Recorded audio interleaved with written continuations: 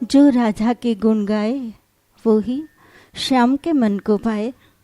राधाजी ने तो केम भूलाय, કરી કરીને માટીનો માનવ કરી શકે એક અરજી। બાકી કરવું કે ના કરવું એ તો માત્ર ઉપરવાળાની જ મરજી। કે ફેંકતા પાસા અમે ફેંકી દીધા, પણ દાવ પ્રભુ તારા જ હાથમાં છે। ભલે હથિયાર અમારા, પણ ઘાવ તમારા હાથમાં।